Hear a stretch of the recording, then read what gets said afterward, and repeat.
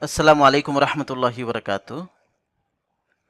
ইসলামী দলকে ভোট দিলেই জান্নাতে যাওয়া যাবে, এরকম প্রচারণা আমরা নির্বাচনের পূর্বের এই সময়টাতে শুনতে পাচ্ছি। কিন্তু এই কথার ভিত্তি আসলে কোরআন হাদিসের কোথাও নেই। বরং কোরআনের মধ্যে বহু জায়গায় অসংখ্য আয়াতে আল্লাহ সুবহানাহু ওয়া তাআলা জান্নাতে যাওয়ার জন্য যে মানদণ্ডটা বর্ণনা করেছেন সেটা হলো ইন্নাল্লাযীনা আমানু ওয়া আমিলুস সালিহাতি কানাত লাহুম জান্নাতুল ফিরদাউসি নুজুলা। যারা ঈমান এনেছে এবং সৎকর্ম করেছে তারা জান্নাতে যাবে। এরকম অনেক আয়াত কোরআনের অসংখ্য জায়গায় রয়েছে। তো এইসব আয়াত থেকে যেটা জানা গেল সেটা হলো জান্নাতে যাওয়ার জন্য দুইটা জিনিস লাগবে। একটা হলো ঈমান আর একটা হলো আমলে সালেহ বা সৎকর্ম। এখন ঈমান কি? ঈমান হলো আল্লাহর প্রতি, আল্লাহর ফেরেশতাগণের প্রতি, আল্লাহর নবী রাসূলগণের প্রতি, আসমানি কিতাবসমূহের প্রতি এবং পরকালের প্রতি সঠিকভাবে বিশ্বাস স্থাপন করা। আর আমলে সালিহ বা সৎকর্ম কি?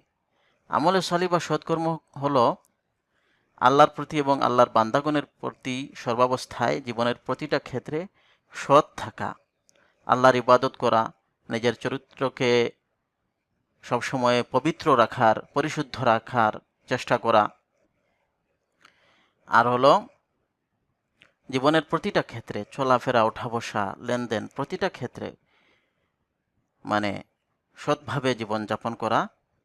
যেসব দায়-দায়িত্ব আমার উপর বর্তায় মানুষের প্রতি, সেই দায়-দায়িত্বগুলো যথাযথভাবে পালন করা। এক কথায় সৎভাবে জীবনযাপন করা। এটা হলো সৎকর্ম বলে এটাকে বোঝানো হয়েছে। এই দুইটা জিনিস যাদের মধ্যে থাকবে তাদেরকে আল্লাহ জান্নাতের প্রতিশ্রুতি দিয়েছেন এবং আল্লাহ বলেছেন যে তারাই জান্নাতে যাবে।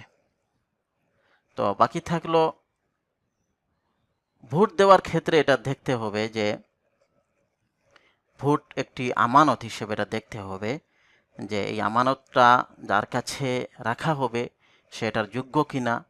সৎ যোগ্য ব্যক্তি দেখে আপনার বিবেচনায় আপনি যাকেই সৎ এবং যোগ্য মনে করবেন তাকে ভোট দিবেন।